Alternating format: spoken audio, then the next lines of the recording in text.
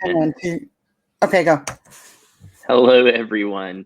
My name is Rob Lee. I am a pastor. I'm a public theologian in North Carolina, and I am so excited for tonight's event. A few housekeeping notes for you so you can be aware of what's going on. If Diana says something about her book or about what we're talking about that's really interesting, I'd encourage you to ask a question because we'd love to hear from you. That's what makes public theology so special, is that it's not done in private. So we are excited nonetheless to hear from you, to hear your questions. But I've got some questions too, because this book has been amazing. So Freeing Jesus, Diana Butler Bass has been a friend of mine since around 2017, but we've known each other before then, but we really got to know each other after the events in Charlottesville. She is one of those ladies that I just trust implicitly when she's talking about everything, but most specifically things like Jesus and the church. She has so many amazing books, but tonight we're going to talk about mainly Freeing Jesus and what that has to do with us. So Diana, thank you so much for spending some time with us. Oh, it's really good to be with you, Rob. What a fun thing to do. I don't think that we probably ever imagined we'd be doing an online bookstore event quite this way. Welcome to 2021, right? That's how it seems to have happened. And we are not without big events, right, in 2021. And that kind of leads me to my first question that I really wanted to talk to you about. Today, obviously, we can't, ignore what has happened today in our country. It's a big day to have a book event. It's a hard day to have a book event. Before we get to the substance of your book, I'm curious how you felt today as you learned that Derek Chauvin was found guilty on all 3 counts charged against him in the murder of George Floyd. Well, I think first of all, I felt very grateful. I mean, what we saw with our own eyes in the video, if that had not happened, I think there would have been so much anger, not only among activists, but people who are just paying attention and who care about this. It's like, well, wait a second, that's not what I saw, on television. So I was very grateful that the jury went in a obviously pretty common sense direction, and that they paid attention to facts and they came up with that verdict. And then the other part of me is just enormously sad, that we have to even have a trial like this. Makes me sad. And, I long for a better world. A little while ago, I tweeted out, the arc of justice shouldn't be quite this long. And so that was my main feeling today, is gratitude. Yes. Sad that all this has to happen. And, the police officer, indeed, former police officer, he was guilty and he did a terrible thing, but I can't say that I love the idea of anybody going to prison. And so, his life is ruined too, by his own prejudice, by his own stupidity, by his own fear, whatever caused him to act the way he did. So that there's a heaviness to it all. And I guess when it comes to arcs of justice, it's our job to bend them. That's how we move it more quickly. So that's what I'm feeling. And I think one of your, go ahead. Sorry. Oh, I was just going to say, but I'm very grateful for George Floyd's family. I think that they got resolution and they deserve that. And I'm very happy as well, as I'm listening to different friends of mine who are African American and some of the commentators that I don't know personally, but certainly have admiration for. Just saying that this is a historic moment in their community and that we need to mark it and pay attention and say, we're going to go on from here and we're going to make things better. So there's that other piece of it too.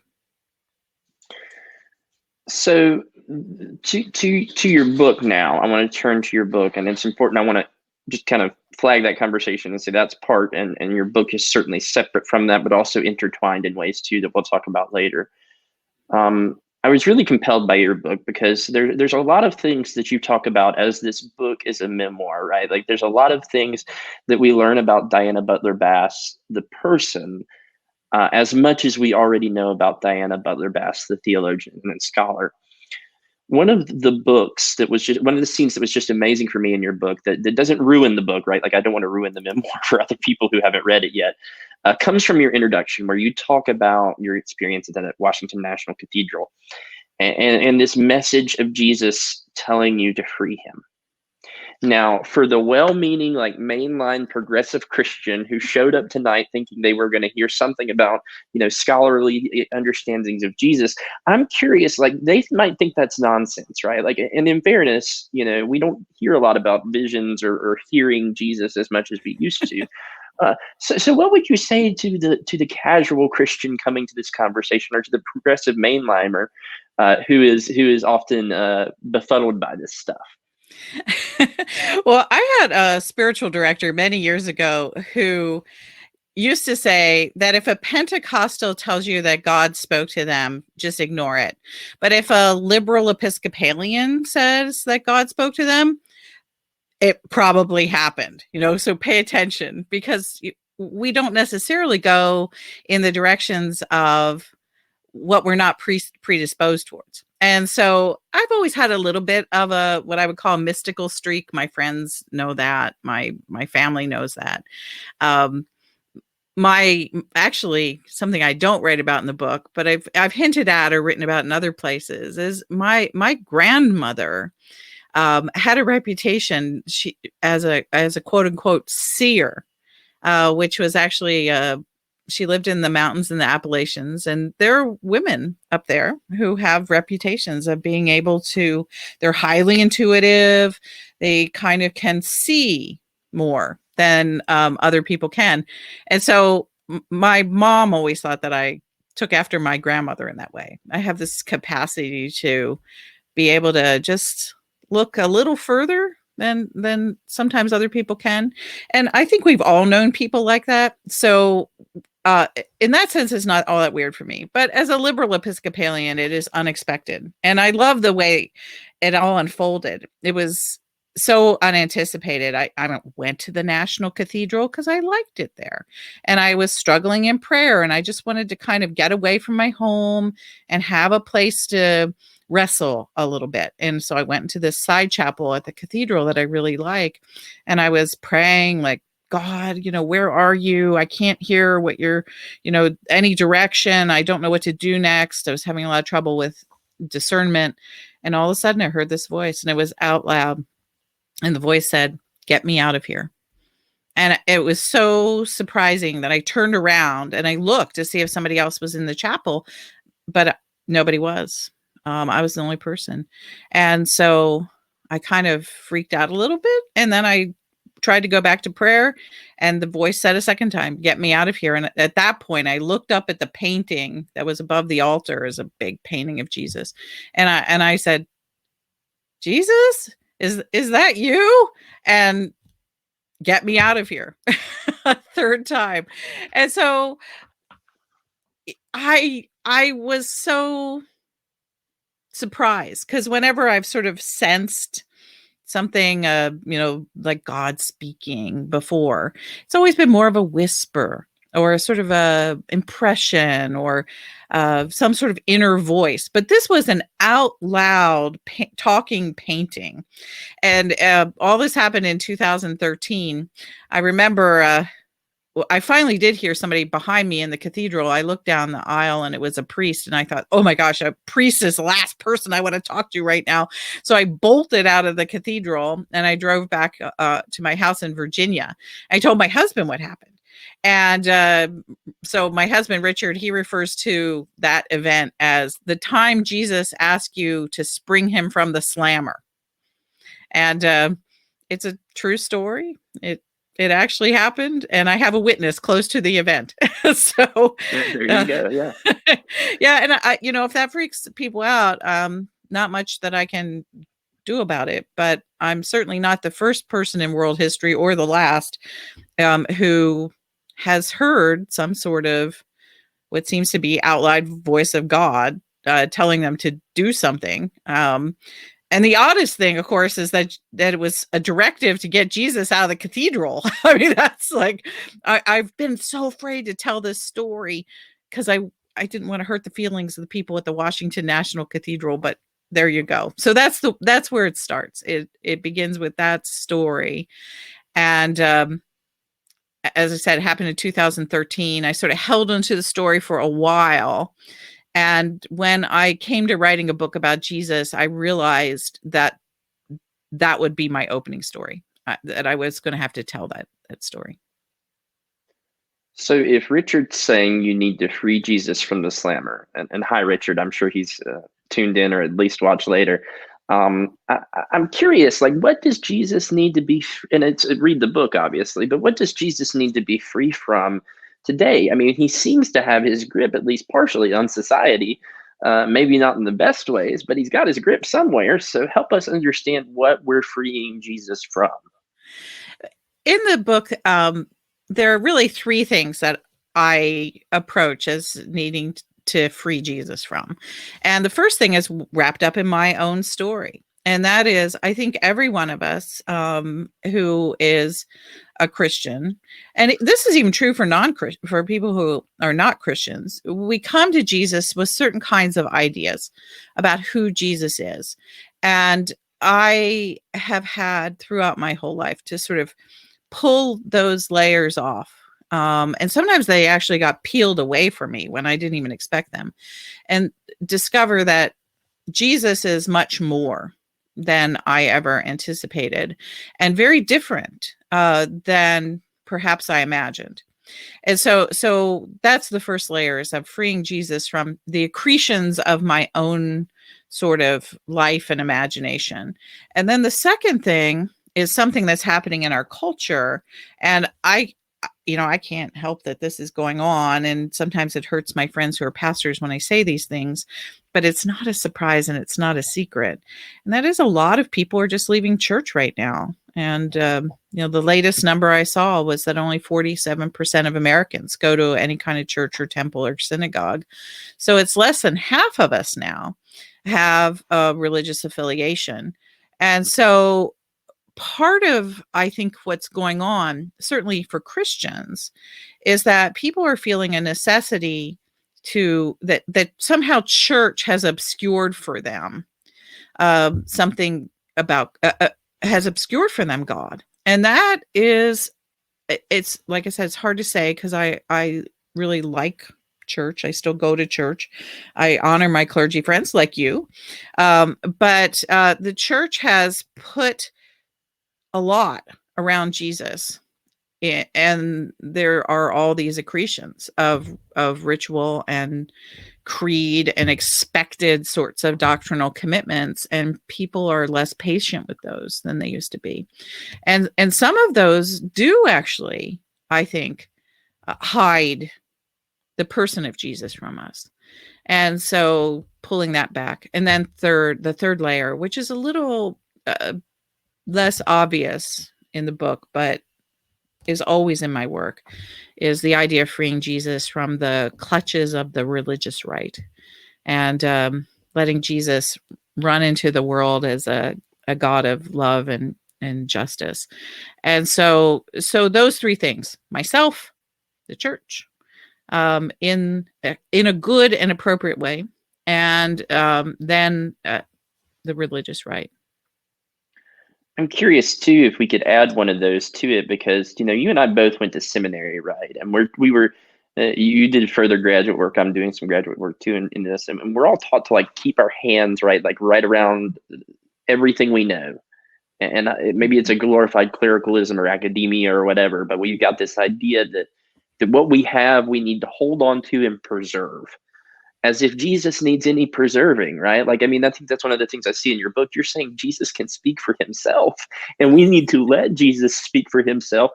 But clergy like me and people across this world are tending to speak for Jesus, where Jesus is clearly already spoken or is still working, right? Like, I mean, that's the thing that I think we miss. And you point out in the book is that, hey, Jesus has settled some of this stuff. And Jesus is still working, and for us to try and preserve it and try and keep it in a cooler so it stays cold just isn't the point. Well, one of the things I think that surprised me when I went back and read the book after, it's all said and done, it's heading off to the final publishing details, what was the fact that I knew, and this shows up obviously in the narrative, because the narrative covers my entire life. I look at 6 decades of how I knew Jesus at different ways and different times throughout my life. And so the earliest part of the book looks at my memories of Jesus before I was in kindergarten. And the first memories of that book that I was able to interrogate my own brain, my own sort of, remembering, which is a little harder than it used to be at 62. And the memories I pulled out were like from 2.5, 3 years old. I mean, really old memories. And that made me understand that before I knew any creed, before I could read the Bible, before I had any sort of idea about doctrine or what was, appropriate, right or wrong, what have you, and before I had made any really big mistakes in my life, I knew the name of Jesus. And I cannot remember for the life of me. Not everyone will share this experience, but it is certainly my experience. I cannot remember a time in my life when I didn't know Jesus' name. And that's a little surprising in some senses. I got a note from a rabbi this week, and she was telling me that one of the things that is always interesting to her, as she read the book, she liked it. And she said one of the things that's really interesting to her is how Christians have that experience, how they speak so warmly and relationally about Jesus, whom Christians believe to be an embodiment of God. And so she said that she really has learned through the years from Christians, for her and her spirituality, that Jews can have warmth with God too, and that it can also be relational. And so it was a really lovely note. And I thought, yeah, that's really kind of the first thing I was ever born with into a Christian home and church, was this idea that Jesus was present. And so to pursue that through this as a thread through the book, I think is a really important thing. And so in effect, things we might not even remember about Jesus are the things that have the least complications, and may actually be, in our experience, the clearest sort of moment we had. Without anything sort of getting in our way, or without sort of bringing a whole bunch of intellectual questions, which I clearly like, obviously PhD in history and lots and lots and lots and lots of classes in theology. But there's something so beyond all of that is about Jesus and about God, more sort of in a larger scale. So anyway, I just I thought that was an interesting thing to realize, that there was some experience I had of Jesus that was pre-literate for me. Well, I know most Episcopalians think they're like better than Methodists, but it's a very Methodist memoir, right? Like, you got this notion that there is grace before you could realize there was grace. And I just read that. I was like, this is very Methodist of her. How dare she? No, I'm just kidding. But it was wonderful that you delved into that in a way that was appealing, not only to obviously my Methodist self growing up, but also to a Jewish rabbi who is very involved, obviously, in their community of faith, right? You're writing about something that should be accessible to everybody, how they want to come to it. Yeah, and of course we share the gift of having both grown up Methodist, and I have gone to an Episcopal church for 30 years. So people who are familiar with my writing know that part about my church membership. But this book was boy, a ticket backwards into my Methodist upbringing. And I really think that if people love denominational stuff and kind of know the inside language and all that kind of stuff, you can really see that Methodist language, and you can see the warmth of Methodism and the relationality of Methodism, and the valuing of experience as a really significant theological category. And that is something that means a lot to me. I think that women's experiences are often looked down upon as not being sort of theological enough. And I just took that table and turned it all over. And I think that this book is both experiential and it's very theological. And I was trying to show how experience is a template for doing theology and rich reflection on spirituality. So I had a professor at Duke whose name you'll know immediately, Stanley Hauerwas, and he said you kind of when you get married, you marry a person 5 times because you have to decide to continue to be married to them.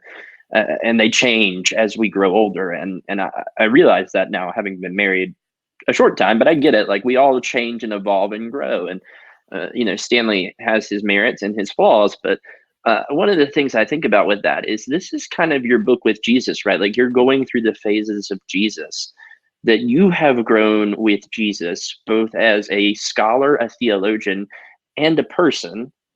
And Jesus has grown with you. I mean, this has been a lifelong relationship, as you said. And so I'm curious, like, as you think about that, what were the trouble spots for you and Jesus? Where did you really have trouble with Jesus in your life? And I know you speak to that somewhat in the book, but I think it would be helpful for readers to hear from you those times when you felt most conflicted with what Jesus was doing or what Jesus was trying to do in your life. Well, one of the things that I think was true is my childhood that I write about in the first 2 chapters. The first 2 chapters really form a kind of a unit. And I talk about Jesus as friend and Jesus as teacher. And there's almost a kind of nostalgia, I think, that's part of the theological reflection there. And I don't remember. Hello, Diana, are you there? Yeah. Am I not there? We may be having some technical difficulties if it's not me. Uh-oh. Let's see what's going on here.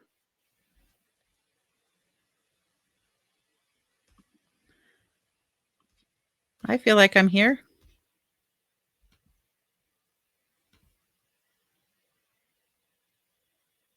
Okay, good. Well, as Rob is waiting to reconnect, I can just go ahead and talk a little bit more about the texture. There he is. Yeah, I'm sorry. I could see you that whole time, Rob, and someone's telling me that we're both here. Thank you. Okay, sorry about that. Yeah, that's all right. So the first 2 chapters form this kind of unit of childhood. Pre-literate memories and then school memories. And so friend and teacher become the 2 images that I have for Jesus. And when I was a little kid, there was no real problems with that. I just kind of embraced it, and it just made sense. It was the universe I was from. There's my mom took us faithfully every Sunday to the Methodist church in our neighborhood. My grandparents or my great-grandparents were among the founding members of that church. So this was a very easy sort of world for me to enter into.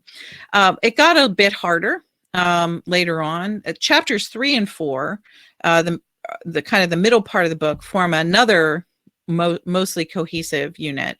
And that's from the time I was about 14 years old until the time I was 22 or 23 years old. So that mostly covers high school and college. And there I began to feel that somehow the Jesus of my childhood was less than adequate. And there are some personal stories that I wrap into that that are a little scary about my own fears of death, some really problematic things that happened within my own family. And plus we moved.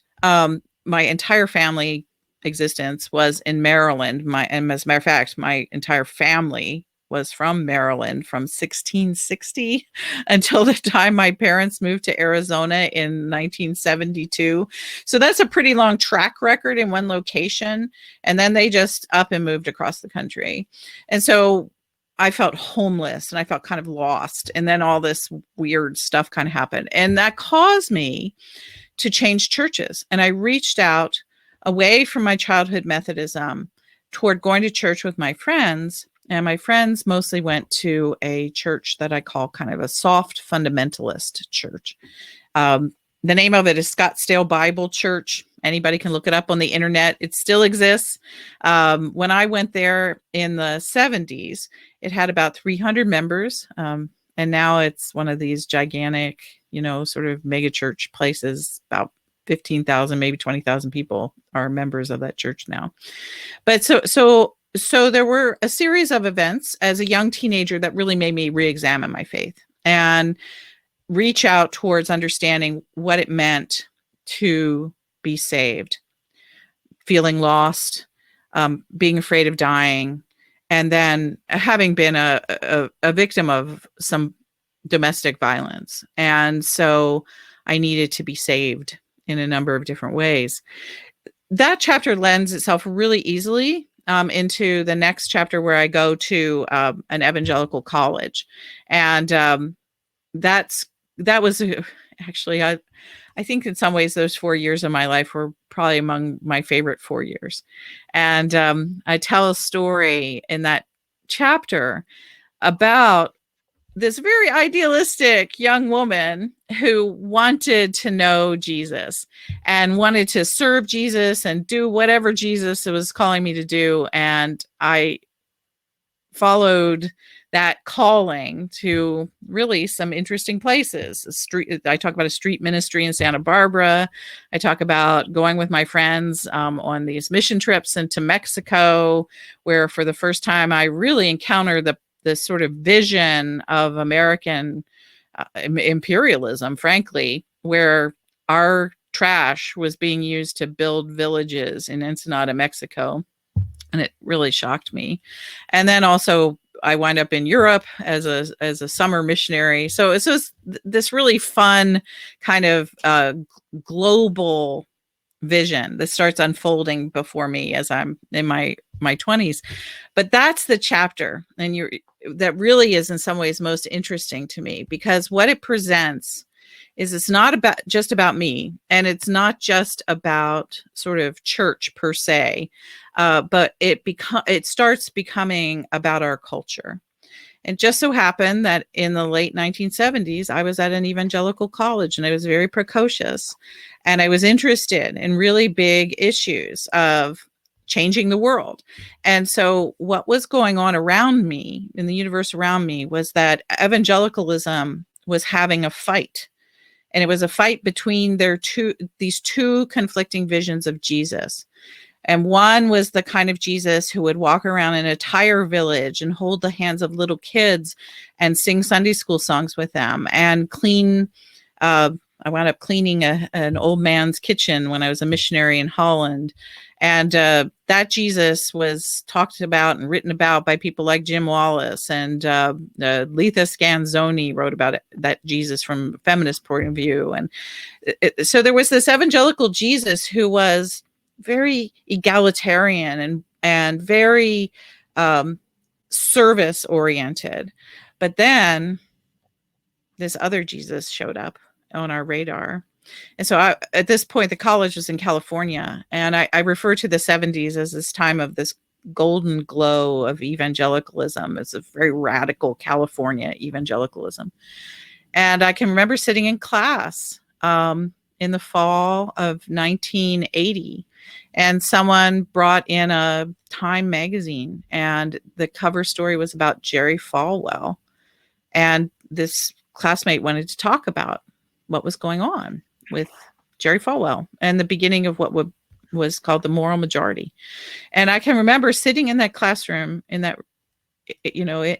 California, and my fellow students and I were thinking about, it sounded ridiculous to us, We could literally not imagine a Baptist minister putting on a rally on the steps of his church with people wearing red, white, and blue clothes and waving flags and wearing, little flag lapel pins and stuff like this. It was like from the 1950s, and it was the furthest thing from our understanding of who Jesus was. And they had this idea that Jesus was going to basically become like president of the United States, that Jesus was going to rule over the world, and that if everything came back into order, that it would be great. Everything would be wonderful. And we knew things were disordered too, but our idea was that if you went out and you loved people and you engaged in doing justice and all this sort of work on the ground, that would cause the kingdom, we use that language then, the kingdom to spread, but the kingdom would be mysterious and loving and kind of inclusive and all those sorts of good words. And then this idea was not what we had. And it was shocking to us that there was a different kind of Jesus that people were talking about. And I was talking a few days ago with Jim Wallace. He had me on his podcast. And I don't remember if this part was recorded or if we were doing it off mic, but we were reminiscing about that time. Jim's about 12 years older than I am. And he said, after we talked about it, he said, yeah, we know who won. It was like the saddest thing I ever heard come out of his mouth. It was just this kind of, yeah, we know who won. But at the time in the 70s, it wasn't clear at all who was going to win. As a matter of fact, it seemed like Jerry Falwell and all those people were kind of foolish and they would be rejected. So what happens, the reason I talked about that rather extensively, is that begins to set up a huge theological conflict in my life, which is the focus of chapter 5. And there, boy, frankly, all hell breaks loose for me personally, theologically, spiritually, in my friendships.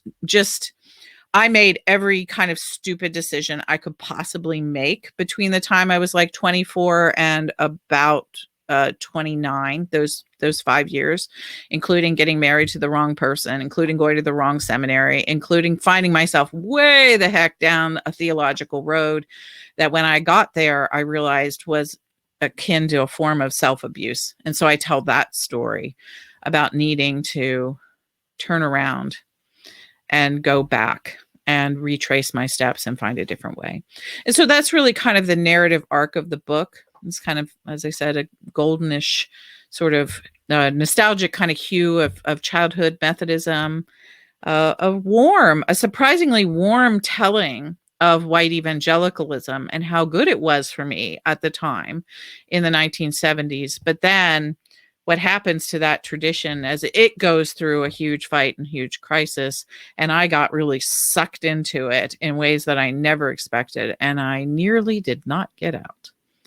And so Jesus changes all along that way, and how I learned to deal with the kind of theological questions that arose on the path are a significant part of the narrative.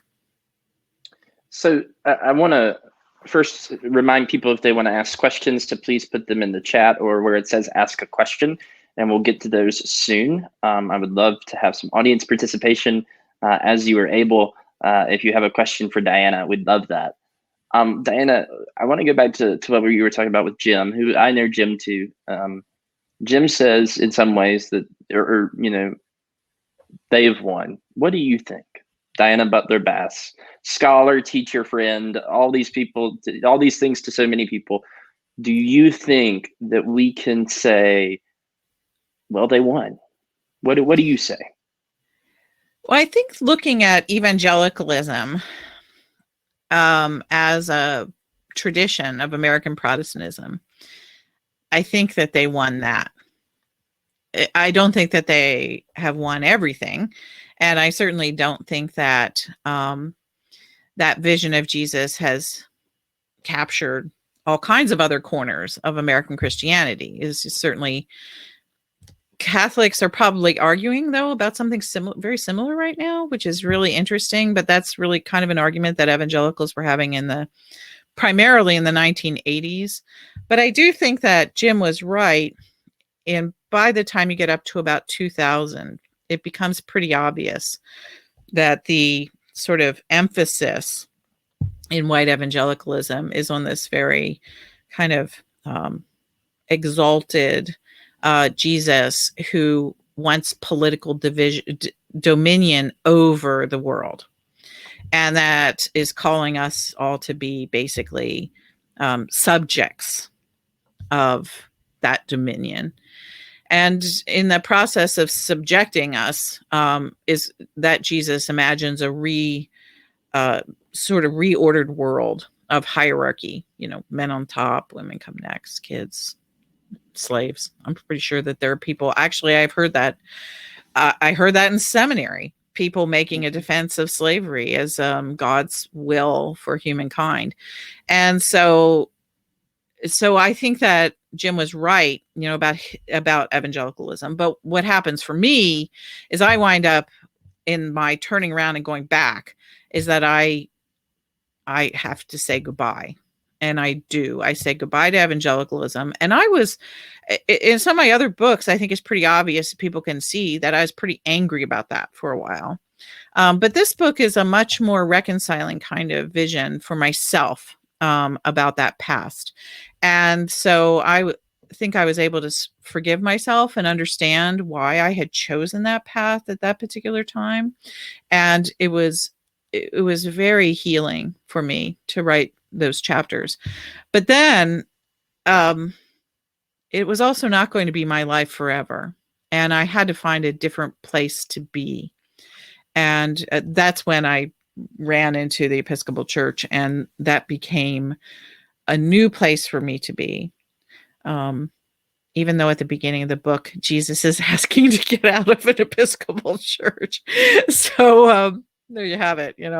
Life's funny. Well, on that note, Louisa, who I hear is a regular here at Barbara's bookstore, wanted to know what is the difference between the Methodist Church and the Episcopalian Church, or the Episcopal Church. So we're talking shop here, and we forget to kind of negotiate the terms with the audience about what we're talking about. So could you maybe? I can help if you need, or why don't you do it? Tell us the difference between the Methodist Church and the Episcopal Church, please. Well, the Episcopal Church is a tradition that's about 500 years old. It goes back to the time of the Protestant Reformation in England. And everybody, if you ever watch anything on PBS, you're probably vaguely familiar with Henry VIII and his 6 wives and having to break with the Roman Catholic Church in order to found a new church so he could marry Anne Boleyn.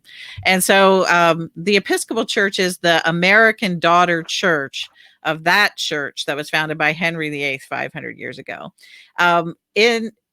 It looks like almost like a Catholic church. Sometimes people refer to it as Catholic light. There's a joke in the Episcopal Church that the Episcopal Church is ritualistic. It looks Catholic. We have priests, all those kinds of things, but we have 1/3 less guilt. And so, and it's a lot more theologically and socially liberal than the Catholic Church is. So that's the Episcopal Church. The Methodist Church was founded in the 1800s by actually a Church of England minister by the name of John Wesley. And he was very worried that that church founded by Henry VIII had gotten off the rails and was not addressing the concerns of the poor and people who lived on the margins of society. And it certainly had become, Wesley's critique was it had become very cold. And so Wesley himself had this amazing experience of Jesus, and where he talked about it to his friends, and he said that his heart had been strangely warmed.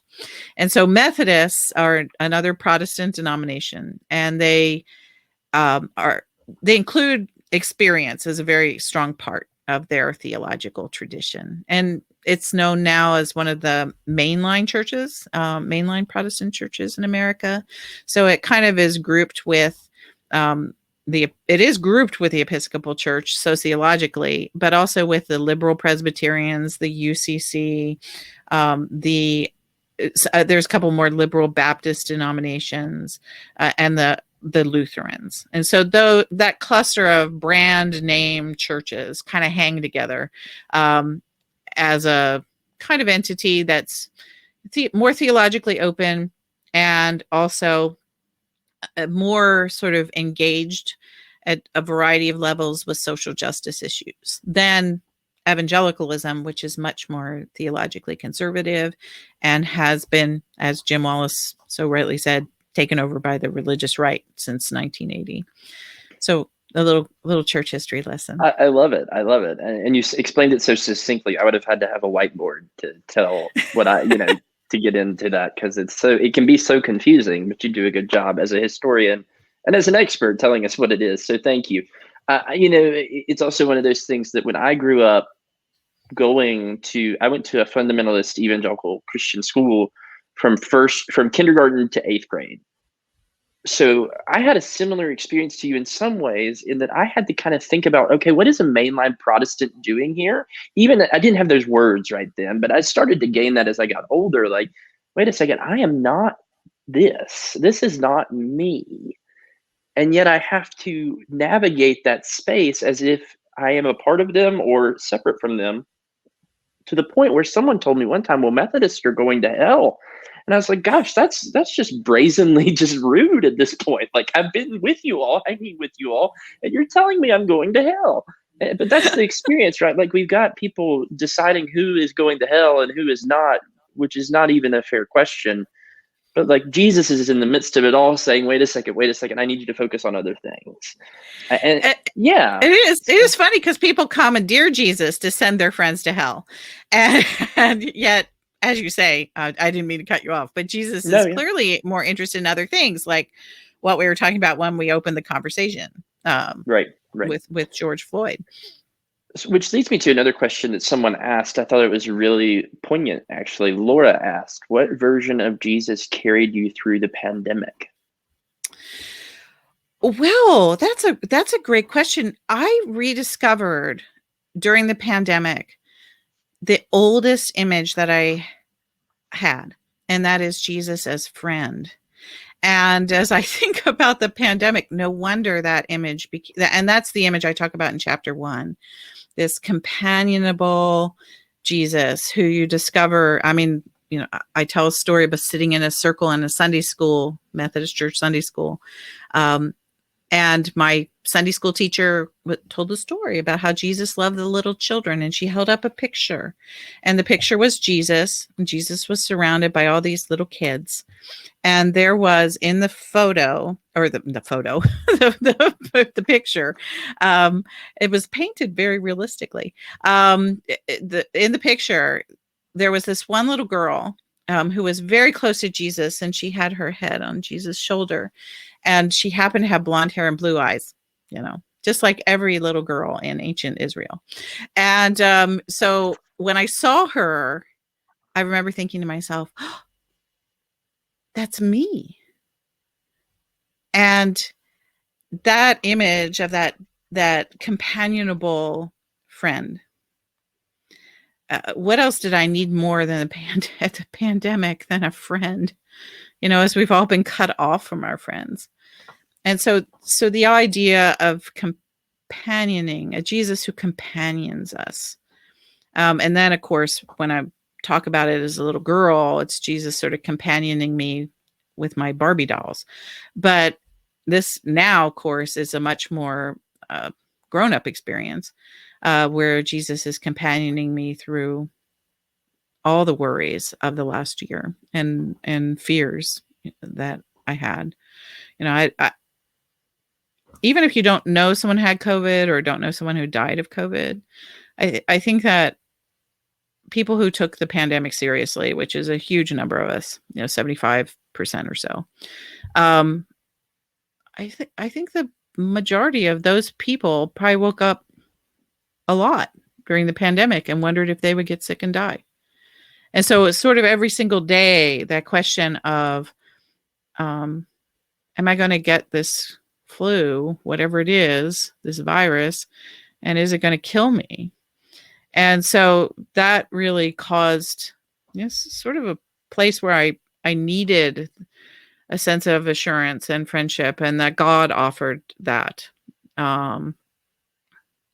Plus I am married. I do live with my husband, and our 23-year-old daughter was sort of in and out during the pandemic, depending on quarantine and all these different things.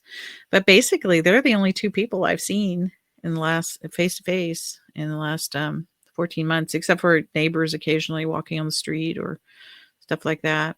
So to have Jesus as a friend meant a lot to me. And I think that's really interesting.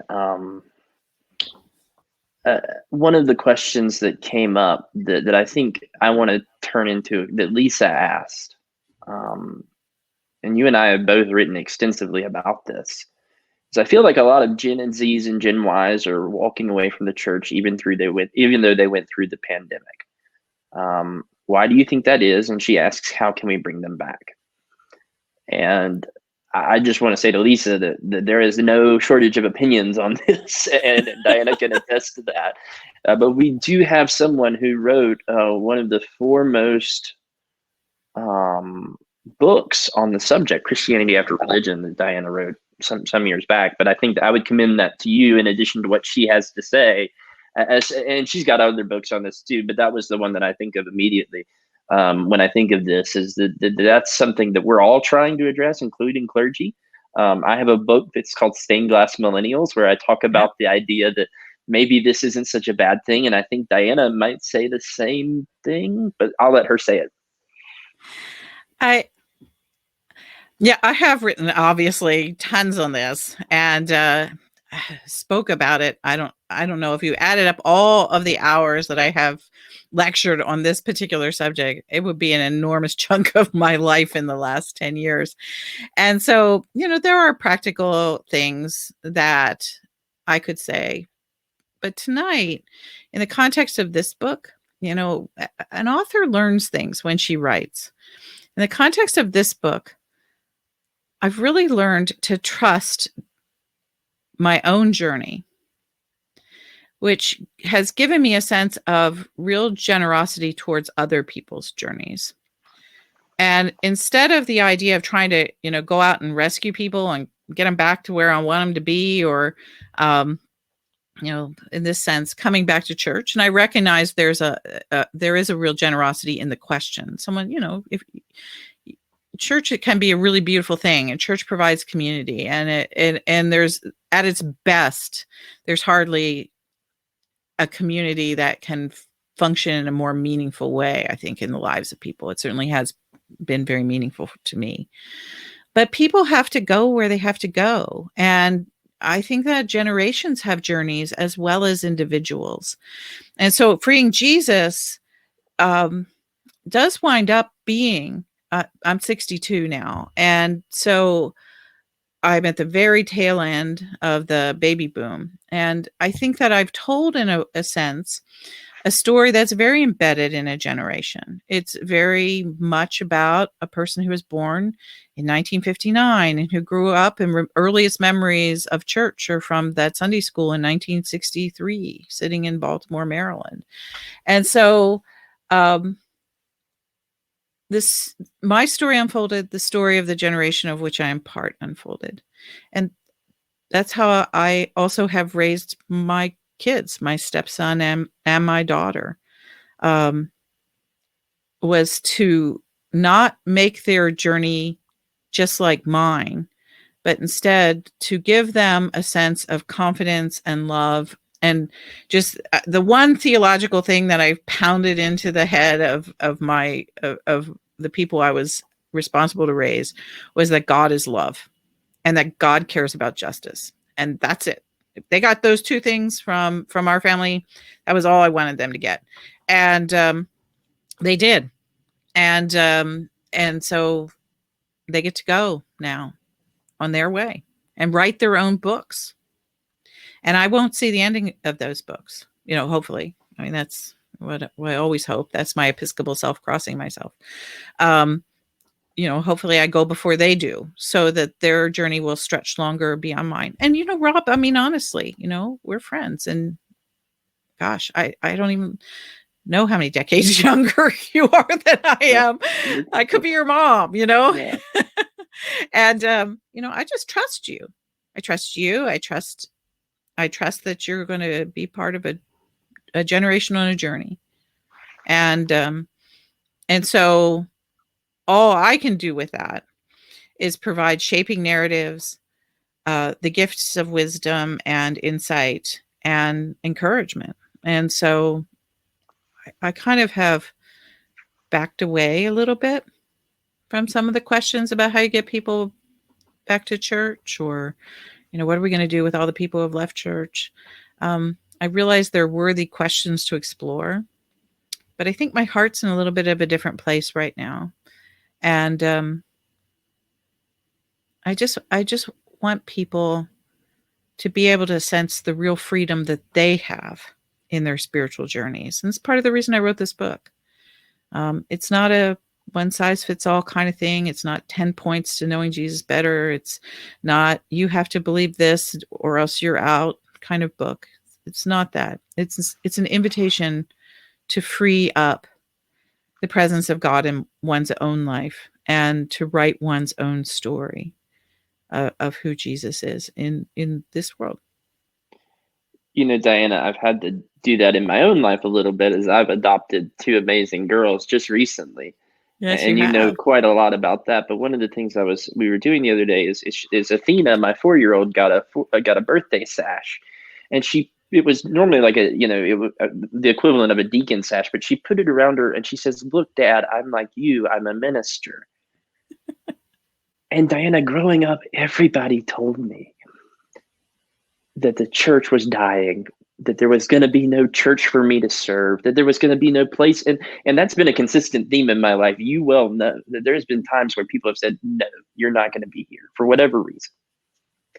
And yet to see her put something on and try to emulate me, whether that's true or not, whether she'll end up being a priest or a minister or a rabbi or an imam or whatever, that's not up to me. But it just gave me faith that people are watching this conversation, not only between you and me, but between the ages and the history and the story that we're writing right now. And that frees Jesus to be Jesus, right? Like, I mean, that's, I think, the ultimate underscoring point of your book, is that you're saying, hey, Jesus knows how to handle this stuff. Like, Jesus has dealt with an empire that was dying, that helped Right. birth a new way of life out of something that was completely broken. And that is the story that you tell in this book that is so compelling to me, is that, yeah, we get all those questions all the time, and they're important questions. How do we preserve the church? But I, like you, have started to stop worrying about that, because I look at my 2 girls and I see the best of what God has to offer this world. And I'm not worried about that as much anymore. Well, maybe that's the gift of parenthood, right? I don't know, but anyway. You do get a little bit more sanguine about certain things as a parent, and sure. you also freak out more about other things. Right. But having written this kind of memoir, where at the end of the book I talk about the importance of memoir as a way of telling healing stories to heal the world, as a way of freeing up experiences of all of God's people in order to be able to create a much larger table, so that we can find our ways back towards one another instead of there being so much division. So there's a lot of sort of hope and dreams in this book. So one of the things that I did, though, is I asked my daughter, the 23-year-old, I said, "What's your first memory of Jesus?" And she said, "Mom, I actually can't remember when I first heard Jesus' name."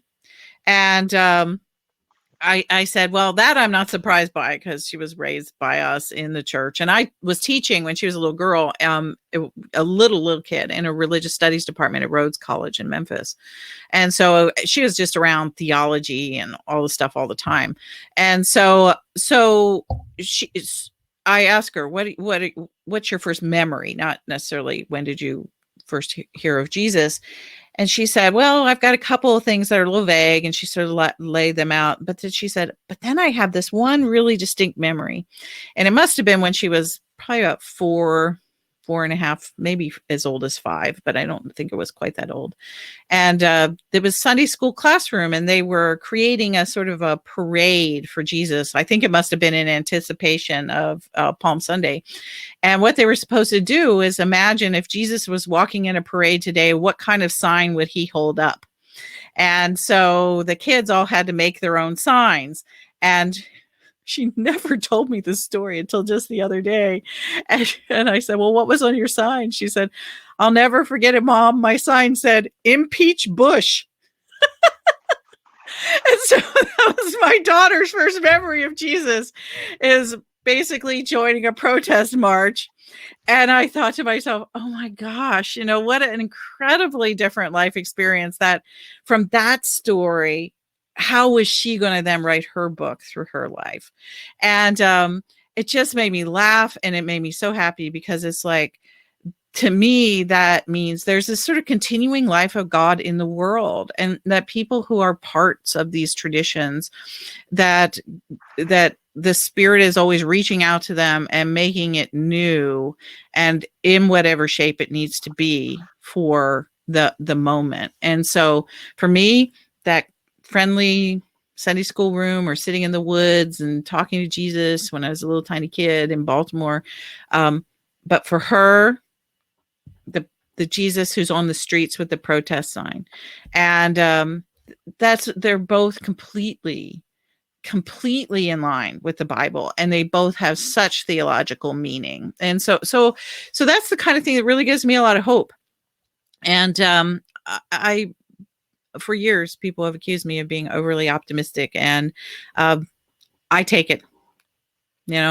That's lots of people in the history of the church whose voices have come down to us and who we find meaningful examples have always been just a little bit oddly innocent and oddly optimistic.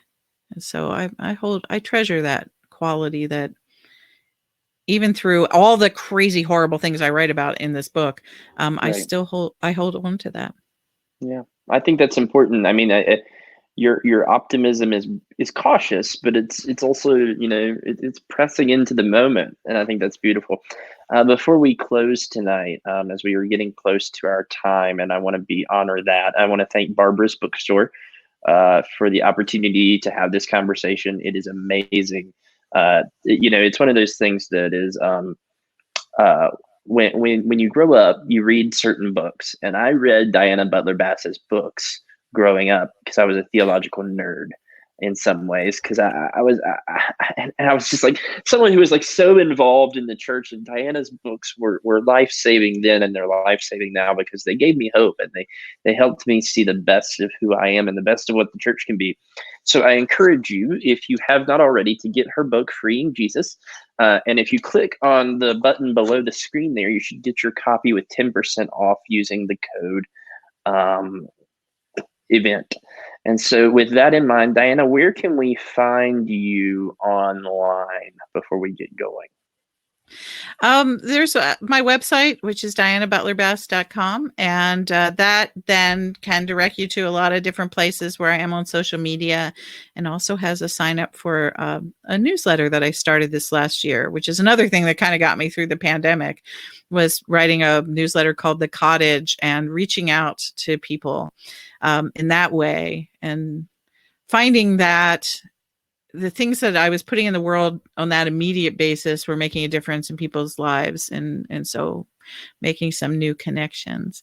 And I look forward to being able to be back in rooms of people and preaching sermons in churches and offering conversations in circles and retreats and writing workshops and all those good things, and sometime in the near future. I've been vaccinated, fully vaccinated. So, which we encourage, at least Rob and Diana do. I'm not going to speak for the bookstore, but we certainly encourage you, get your vaccine, because we want to get back in your churches and in your facilities and in your universities and have these important conversations that lead to different, both thought-provoking and important discussions. Well, I really hope that people will find the book a joy, and that it is an invitation to tell their own story. Any good memoir is never just about me. It's always any good memoir always opens up space to tell a story of us. And that's what I'm trying to do in my writing right now, is to create a story about us. Well, you do it so beautifully in so many different ways. And so, Diana Butler Bass, your book, Freeing Jesus, we give thanks for you. We give thanks for Barbara's Bookstore. And I look forward to seeing you again. One of my fondest memories of being in Arlington wasn't visiting Uncle Bob's house at Arlington Plantation, but visiting you there in Arlington. So I look forward to that day soon. I do too, Rob. Thanks so much. And thank you to everyone who came tonight. I really appreciate it. And your time and your conversation and questions mean a lot. Thanks, y'all.